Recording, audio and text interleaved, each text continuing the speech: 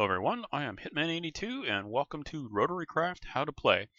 I've done some searching on the net looking for, playing with Rotarycraft, looking for a way, like a progression, how to start and move along through the text. And I found lots of tutorials and they all show how machines work, but none of them tell you, okay, do it in this order. So that's what I'm going to attempt to bring you today. So let's get started. So the first thing you're going to need is a blast furnace. So here's a blast furnace. I'm not going to show you the recipes. You can use NEI. See, I actually got NEI installed here. But you know, go to a wiki, whatever. You can figure out how to make stuff there. Doing more of an overview. I'm not going to dwell on any particular machine. I'm just kind of showing you how to get going. So the first thing you'll need is a blast furnace. I've got the blast glass here, so you can see there's lava underneath it, which will give you 629 degrees Celsius. It's 600 degrees is base with the lava. The 29 is because that is what the ambient temperature is here in this biome. All right, so to use the blast furnace, you can use sand, coal, coke, and gunpowder in it. You can also use coal, but charcoal will not work. You know, you can see all this stuff, how to use a blast furnace on other tutorials. That's not the point of this. So anyway, we'll move on. The next thing to make would be a work table. And the work table you use to craft everything in its final form. So if you're going to make, say, shafts, you're going to do that in a regular workbench. But when you go to put something together, like add the gears to a mount or something like that, you do that here in a work table. You can use the redstone signal to automate it. I'm not going to show you that either. Here we have a fermenter. So basically now you've got a blast furnace so you can make steel. You've got the work table so you can build stuff. So the next stage is you need a decent power source. Now there's multiple power sources available. We have a DC engine. This is about the smallest you can get for engines. Just add a redstone signal, away it goes. The fermenter only requires, we'll have a look here, a kilowatt. And then it has the required speed is 32 rads. You can just click on the engine here with my angular transducer and see that it's running at 256 rads. Okay, so next up you have, this needs a supply of water, so we'll just turn on the pump here. So the electric engine runs the pump. I've seen people use a 2x2 in here. I've found it often will dry out. Like if you get a bit of lag, which does happen in Rotarycraft, you can actually pump that dry and then run out of water. And if you've got steam engines on, you can have problems. So the best thing I've found is a 3x3. So then we see the liquid pipe goes up and goes into the fermenter. And this is where you make yeast. So we can have a look here. You use dirt and sugar. Sugar goes here, dirt goes here, and it processes through and makes yeast. Now you'll see another one here. You'll see it shows it has yeast. Did I put a lever on this? Oh my gosh, I didn't. Did I put a lever in here? No. Guess we'll need a lever. So what you do is by adding a redstone signal, you'll see it shows the target yeast. You can just stick a lever in the front, flip it. Now it's switched to sludge, which is the second stage of the ethanol crystal. This is what this whole thing is making, is ethanol for your gasoline engines and performance engines and to make jet fuel. This is all down the road.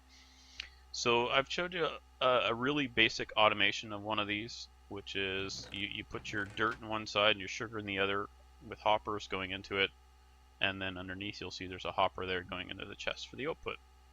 So you would pipe in sugar and dirt and you'll get the sludge. Now the sludge you then cook up in a vanilla furnace or any way of cooking. Now you'll notice I don't have a DC engine running it. See? There's one there. There's not one there. Let's just turn this off because the noise is annoying here. So you'll see there's wooden shafts and they're going up, up, up, up to windmill. So at block 80 approximately, you'll get your full amount of power out of this. You'll see it's generating 4 kilowatts at 1,000 rads. And just goes through a wood shaft and then a bevel gear. Now, it's kind of strange. The engines, you see, it shows a red block going as output from the engine, and then everything else that goes on it is the opposite. The green goes towards the power source, the red is its output. I guess that's the same as the engine, it has red output. Anyway, so that goes down, goes to the fermenter. There you go, you now have the sludge, which you cook in a furnace to make ethanol crystals. Oh, to make the sludge, you use yeast that you got from the first one, and then you can use oak saplings that will give you 1 sludge. One oak leaf will give you 2 sludge. So what you want to do is get steel shears or something and harvest your oak trees, make a tree farm for that, and get the leaves and double your output. Alright, so the next thing is, and oh, by the way, I've not found a way to automate getting the leaves for this. You could set up a tree farm, but I find the woodcutter for Rotarycraft, it doesn't give you enough saplings to do anything with. So you got to do it manually. Oh, comes the night. Alright, so the next thing is we need to get the ethanol that we've cooked up. See, this is what they look like, ethanol crystals. This filling station will make it into a liquid, which we can then use to power the gasoline engine. Before I start that, we'll look at the engine control unit. Now, the engine control unit, use your screwdriver and then you crouch and you can click between redstone operation and manual. In manual operation, let's switch it to that. Manually controlled, right click, it shows 0 speed, so that's your throttle. Then 6.25, 25, 50, 100. So we're going to change it to redstone operated so that we can use this lever. That's turned off now. Right, so what we want to do is the gasoline engine takes fuel from the bottom. It also requires, if you want to use an engine control unit, that has to be going from the bottom. So what you do is put this underneath and then use a fuel line and pipe liquid fuel into it. You could use a hopper or something to put in the crystals. I find this is much more efficient, especially if you have a bank of these gas engines, to use reservoirs, and then it just distributes the pipes. Right, so what we're running here is your first real ore processing plant. So this is a grinder. The grinder, you can see, I skipped past this. You can read all this. You make the Rotarycraft book and you can read all this. But it shows it needs 4 kilowatts at 120 Nm. The reason you want to use a gas engine is the output is 120 Nm, which means you don't require any gears, which means you don't need any lubricant for the gears. So that means you can use a gas engine straight on the grinder. It's 65 kilowatts, way more power than it needs, because this grinder, it's really slow. So putting the gas engine on is the way to go. So what you're going to do is grind up your canola. I'll show you the canola farm in a minute. And it will make the lubricant. And then the lubricant comes out this lubricant hose into the reservoir. And on this side, canola seeds are processed. I think I've got some here.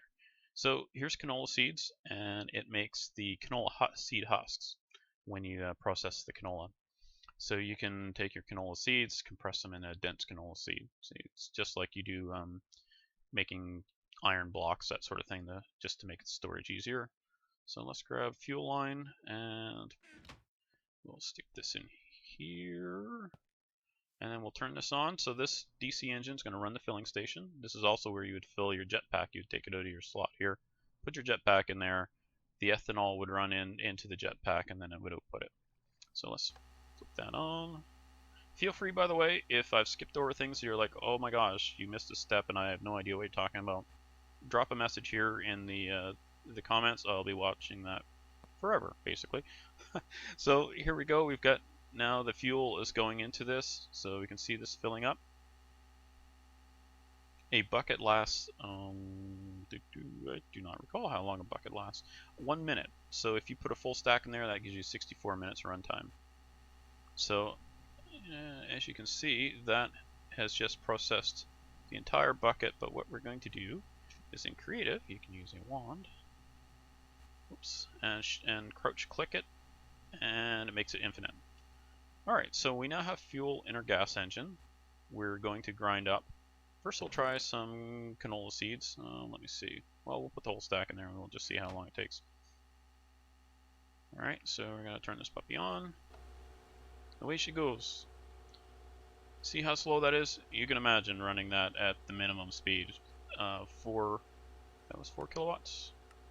Yes. So you could run it off your wind power if you didn't want to do all this, but you're going to then be looking at trying to step up the torque, which means gears, which means you need lubricant. So yeah. Now each of these hoses, by the way, holds I think 4 buckets of lubricant. So if you break one of these hoses with stuff in it, there you can see there's hardly any in there now, just enough to make it look like there's something in it. Why is there water in this? Okay then. Well, anyway, that would fill with lubricant. Oh, glitchy. So we'll pull that out. Oh, so because it can't output it there, it's holding it in its internal tank. It'll hold 4 buckets. It takes forever to get buckets of lubricant. It's really slow. So what we want to do next, you see it made the canola husks. Let's throw some iron ore in there. Right, so you see that's grinding away. So what we're going to end up with is iron ore flakes. Waiting, waiting, waiting. There's lots of waiting early on here. So we'll see some flakes come out here in a second. Any second now. There we go. See that? 3 from 1 ore. So right off the bat, now you're tripling your ore output. Pretty sweet. So we're going to turn all this off so we don't have to listen to it. Alright, so the next stage is, okay, well, I need canola and I'm tired of harvesting it manually. And to harvest it manually, it's just like wheat. You just go out and you left click it, pop it out, put a canola seed back in, and then you've got several extras. Alright, so our next thing what we're doing is a farm here so that we don't have to do it manually. So what's going to happen, we're using these things called fans. Now the fans will blow the canola out, basically uproot it and replant. And then they'll blow down here, hit this blast glass. I'm using blast glass just so you can see what's going on. See there's the water under there, the whole lump there to hydrate it. Anyway, so they'll hit there, they'll go in the hoppers, down to that hopper, into the chest. So we're going to grab lubricant, and the reason why is we're just going to go... So you can use DC engines for this, and this is the reason why I wouldn't. That's going to take lubricant in every one of those gearboxes. A lot of lubricant. So let's get rid of this. Let's fire this up. So I've got wool on. 3 wool blocks will mute an engine. So if you look underneath here, I've got one underneath too. So we'll power this up. I've got a redstone signal to each of them. And we turn it on. There we go. Isn't that neat? There's your canola farm. I believe this works on wheat as well. Does not work on sugarcane, and I'll be showing you a sugarcane farm. You can see it over there. Alright, so that's how that works. Now this is going to sit here and consume lubricant. So you're making lubricant there to run the gears. Nah, that's not very good. So what I would suggest is you can use wind power to run each fan, or steam power even. I'll show you that in a moment. By using different power sources than the DC engines, you don't need the gears. Actually, I don't think the wind power will handle it. Anyway, the best bet is right here. You see these are shafts. So what we're going to do is we're going to turn on our water pump, because these steam engines, we're moving on. We've got our canola. Now we're moving on, and we want to make a sugarcane farm. So I'm going to show you that farm right quick. So the sugarcane does not get blown out by the fans. What I'm using it for is in traditional cane farms, you'll see people use water to move it around. There is some loss. This way, we don't get loss. And plus, it's neat because you're using machines. Alright, so here we are. All this is set up so that I'm not going to go too much into my automation because A, I'm not very good at it, and B, I want you guys to explore this yourself. I don't want to show you, okay, this is how to play the whole mod, and you go through and copy everything I did, and boy, that was fun. Not. So I'll try and keep it to the point where you're seeing this and you're saying, oh, okay, I think I can know how I can do that, or I can do it better, and you get the ideas, and I just kind of lead you on the direction you need to go. Alright, so we've just lit the netherrack. So we're using netherrack to heat the steam engines, and then the water cools the steam engines. So once they get warm enough, they're going to turn the shafts, and the shafts lead to the 2 fans in there.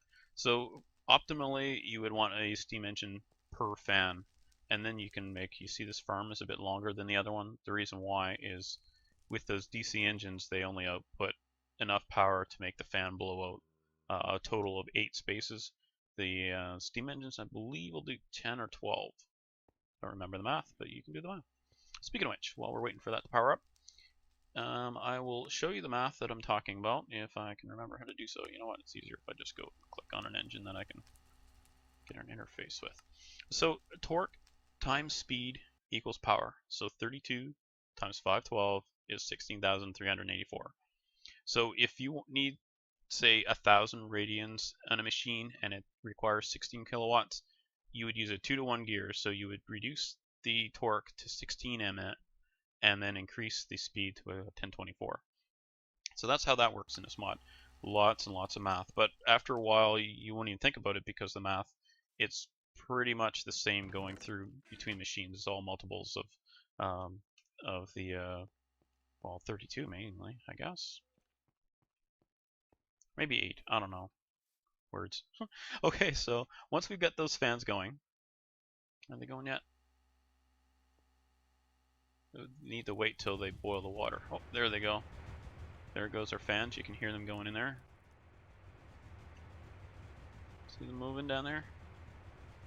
Alright, so now what we want to do, now I haven't figured out how to do this yet because I'm a total vanilla noob, but there's a way to make a clock so that this would run on its own. But for now, are you ready? What we're going to do is harvest the sugar cane and it's all going to get blown down here. So you can set up, oh wow, okay, that one went right through the glass. So because of the power, you could actually make this longer, so that's something to explore. But as you can see, we got a fair amount of sugarcane from that one farm. Just pull the lever, the pistons pop out and chop off the sugarcane, and then the fans, when the sugarcane falls to the ground, the fans blow it down to the hoppers and into here. So that's how that works. That's a sugarcane farm. Pretty cheap to make. You don't need sticky pistons, so no slime balls, so it's all pretty easy. Just iron and redstone are the biggest things that you're going to need. Right, so explore with the fans. I like to do it in creative first to try out my builds, and then I go into, I play on a multiplayer server, so that's where I do all my building. I'll do that in another video, I think.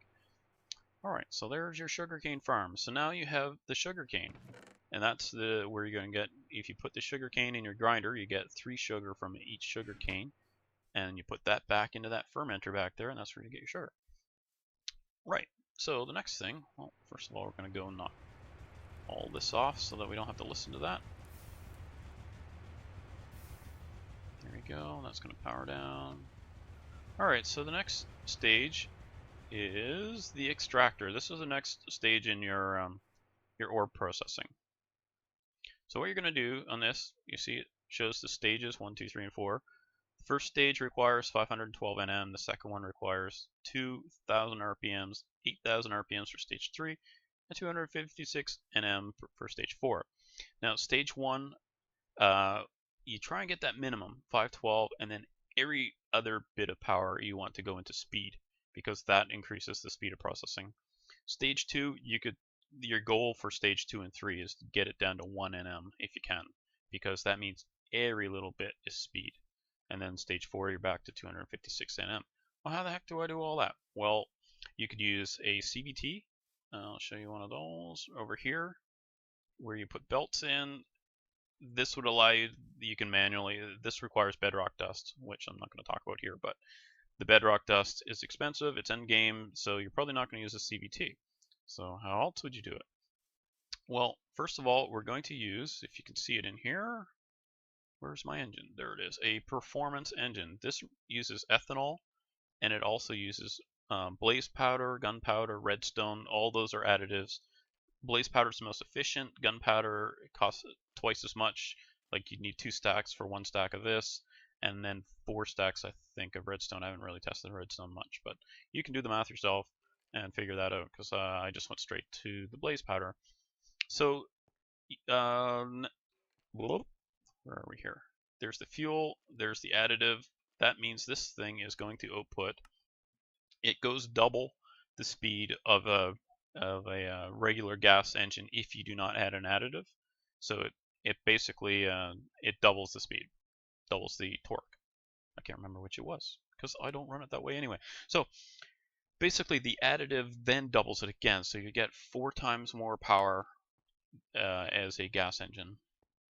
Alright, so what we're going to do here is when we fire this up, I've just got infinite water here. You would hook it up to your pump and the same old thing. We're past that, so I'm just using a reservoir for that. So alright, so now we've got our engine going. Here's the extractor. I've already done a bit just to show you the 4 stages. So it takes the iron ore, processes it at 512 Nm, into iron ore dust, which then 2k speed into the iron ore slurry, and then 8,000 RPMs into iron ore solution. So each stage is a 50% chance of doubling, which means by the end of this, one ore can equal five ingots, or well, it's be 5 of the flakes there that you cook in ingots. So I'm going to turn this on. Alright, so you see this mass of gears. This is the kind of thing you can do with Rotarycraft, because this is all shaft powered. So now what I've got here is a multi-directional clutch. This clutch, those are the 16 redstone channels. So by using the levers, if I flip this one, see, now it's 262 kilowatts, 512 torque, 512 speed. You see it's running this one. It's not enough speed to run the next stage. You see it's only 512, it's not 2000.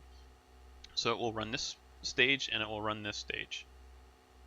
Alright, so to achieve that, you've got the engine, the dynamometers you do not need. Those are only there just to visually show you what's going on there. So you can see this is what's coming out of it. Goes in the multi-directional clutch, and when I flip that lever, you see redstone goes down to 8. So when we look at number 8, see how it shows the glowstone dust? That's just an indicator to show where which channel the multi-directional clutch is receiving. So then I set it to south, which is that way, which means it hits that multi-directional clutch, and then the shaft power is coming into this 2-to-1 gearbox, which I have set for torque. So it takes that 256 Nm of torque and makes it 512, goes to the bevel gear, into a shaft. There's a shaft here on merge mode. See, and you want your when you're merging power like this, you go into the gray gear there, and then it goes into another shaft here, in here, bevel up here. Now I know I'm not explaining this part very well. By the time you get to this point, you can figure it out. And also the shaft junctions, there are tutorials on it. So really what I'm trying to show here is your progression. Alright, so now we've got, it's processing stage 1. You can see nothing else is happening in stage 4 right now. So what we're going to do is, okay, we want this to start processing this stuff. So what I've done is, if you're going to set it up for stage 2, you may as well set it up for stage 3. So basically, what we're going to do here is turn that one off, and then turn this one on.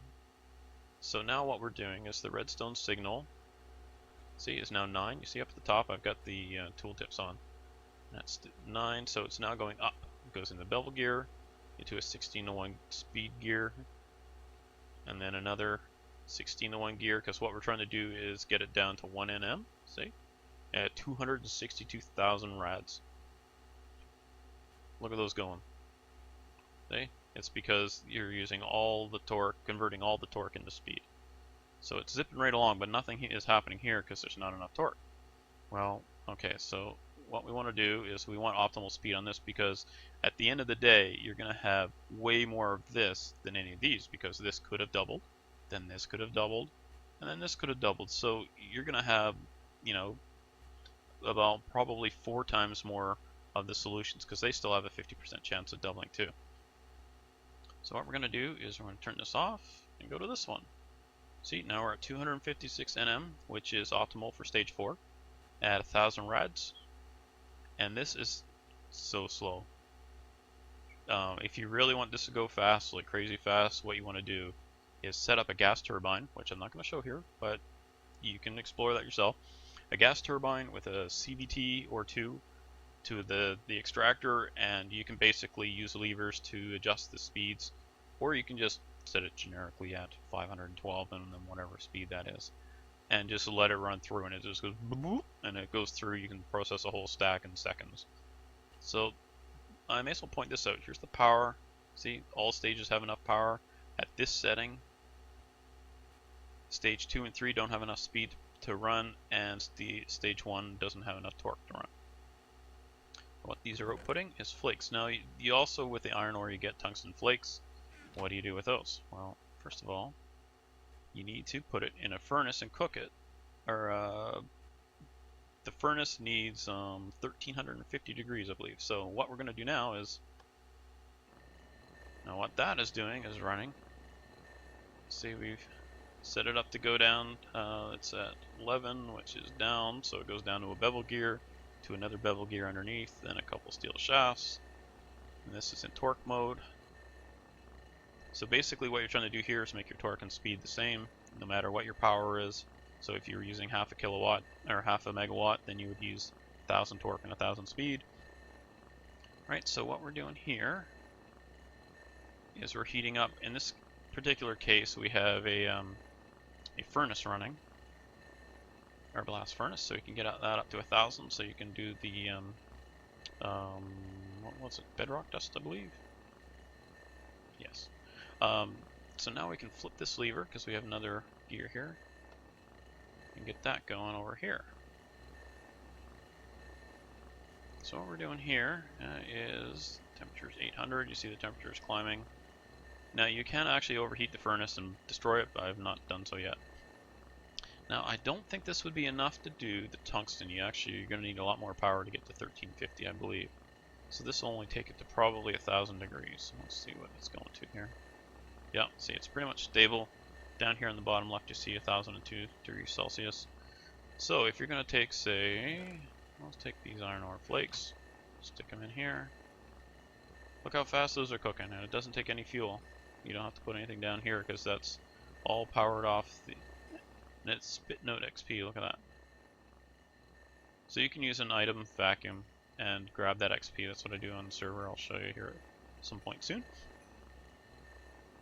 Wow, that's going fast, isn't it? Alright, so let's shut that off. And shut this off. And shut this off. Get rid of our noise. Okay, so now I've shown you up to now, you've seen us use the grinder to make lubricant and to make,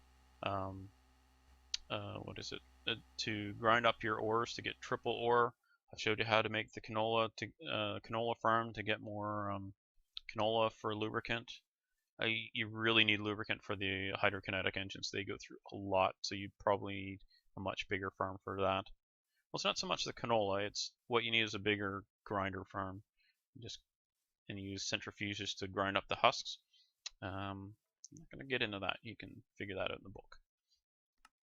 Alright, so there. This is the extractor, and I've showed you, just giving you an idea of all what you can do with multi-directional gearboxes. And how to set that up so you can just flip levers. And I've showed you how to use the furnace and the blast furnace using the friction heater. And I mean, look at this whole setup. This is all off one engine. Alright, so what's the next stage? I've seen this AC electric engine in my book. How's that work? Well, this is how. So what we've got here, I've got a little bit of fuel in there, engine control unit. We've got a 16:1 gearbox and speed, an 8:1 gearbox and speed. The reason why is we want to get that 128 Nm, then a 1 Nm, and 65,000 rats. The reason why is this magnetizer. See, you need 16,000, and then there's no Nm requirement, which means low as possible. So what we're going to do is take our shaft core. Make sure I've got everything right here. Yep. Stick the shaft core in here. Power up our engine. And yeah, it should be charging. Why isn't it charging? Oh, you need a redstone signal to. Oh my gosh, I can't believe I missed that. Okay, well, let me pause for a sec. I'll throw some redstone in here. Okay, now we've got the. This also requires an AC signal, an alternating current signal. See, it's going 0 to 14 really fast using the redstone clock. Now this works. See, you can set the clock speed. Alright, so in here you'll see this is magnetizing now. 7 microteslas, 8 microteslas. Sound like the count on Sesame Street. Alright, so we've got, we're charging the shaft. Why are we doing that? Well, let me show you. I'm just going to get rid of this so we don't have to listen to it. Why are we doing that is these are AC engines. Now I've got, you see there's wool underneath there.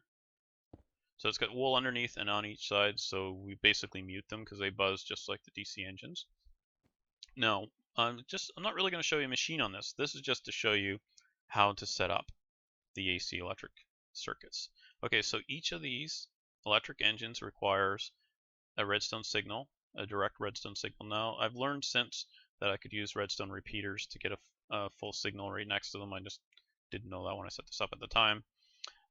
But as this will work. So we've got our clock, which is set to off right now because I just didn't want to listen to clicking. Power switch, and you can see we've got 4 of the yellow engines there, and each one has a redstone signal going directly into it. Right, and now we have these. This is set on merge mode. See, 2 greens to a red, that's merge mode. That is split mode. So what this would do is we would have one engine here pumping into that, and then it would take half the, well, you could actually set this. Let's look at that now.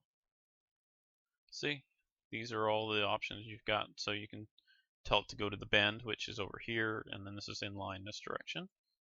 See, and you can put the different ratios. Right, so we want to change that back.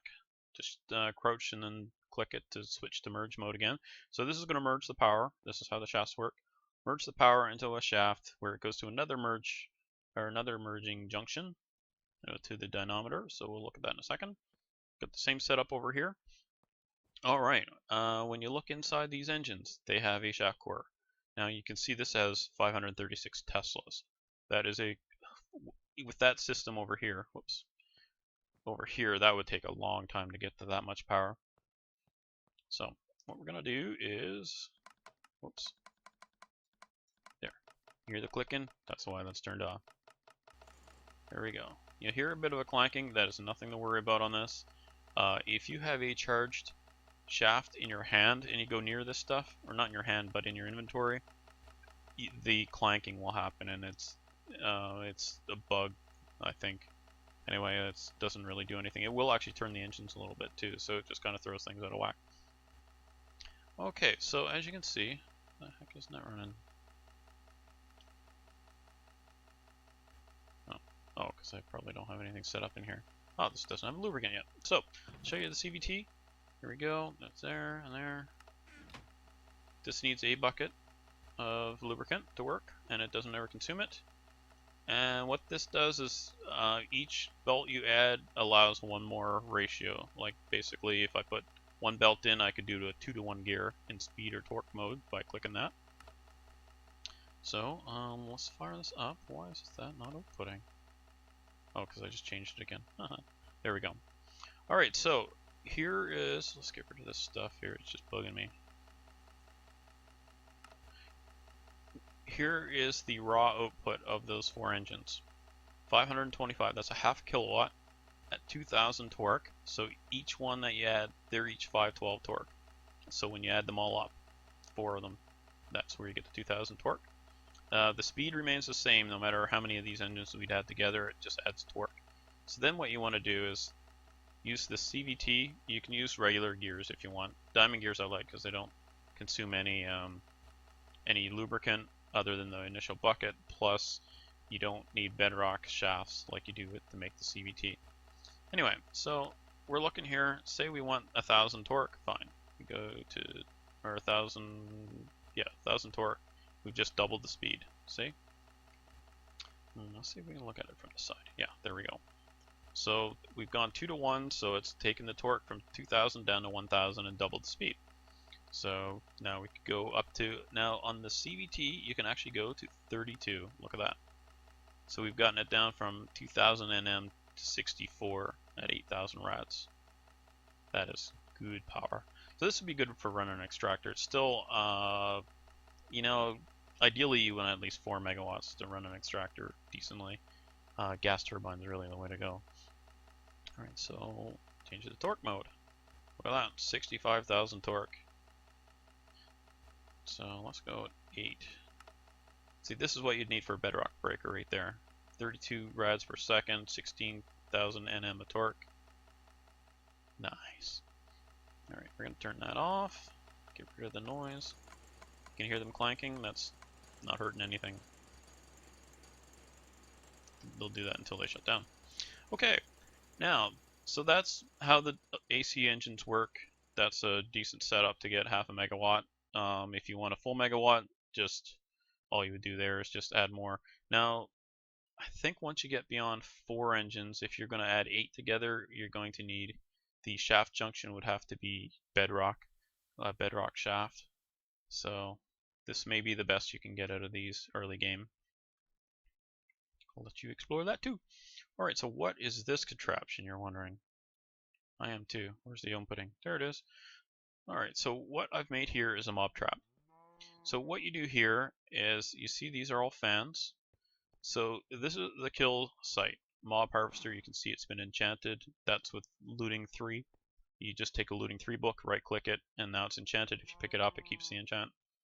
There's an item vacuum.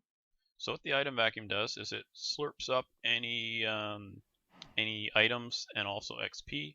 So once that has XP, you can click get XP and it goes poops at the top, and if you're standing over, you actually get the XP. If you're close by, you'll get some of it, and some of it will fall back in.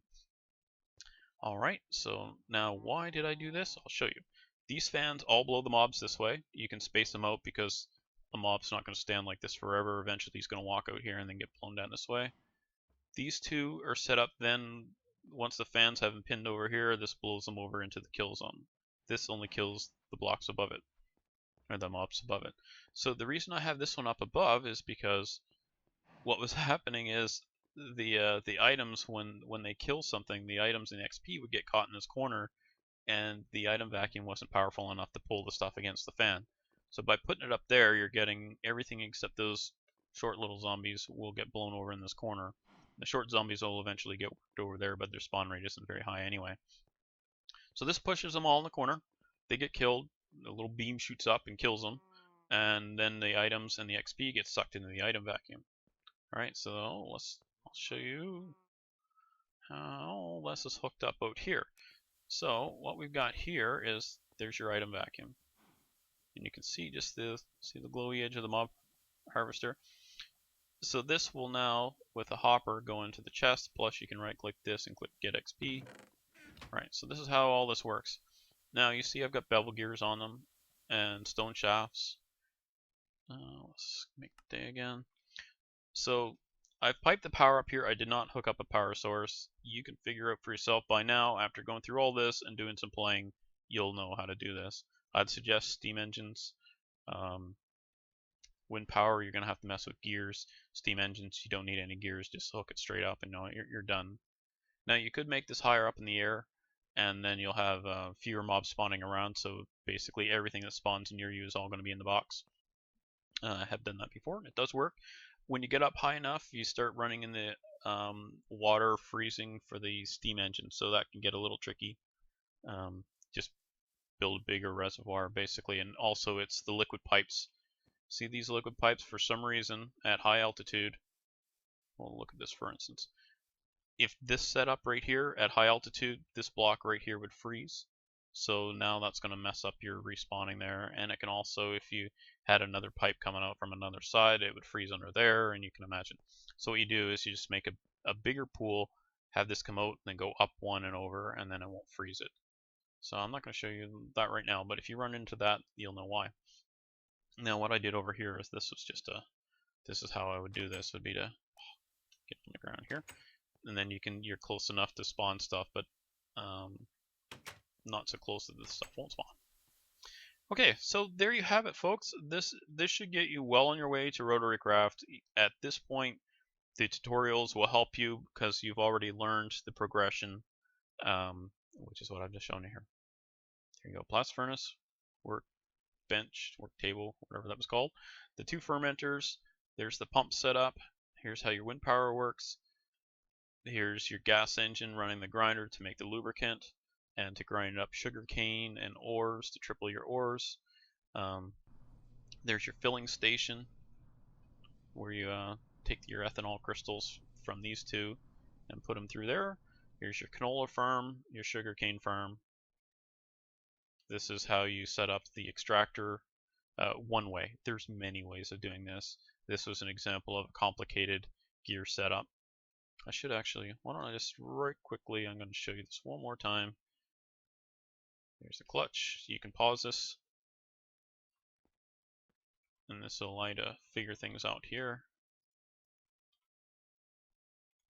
So that way nobody's saying, well, what did you do for this? I don't remember. It was a year ago I shot the video. Okay, there you go. And then we have the AC engine set up. We have our magnetizer set up. I think I showed you those were both 16:1 speed gears. and this is a mob spawner.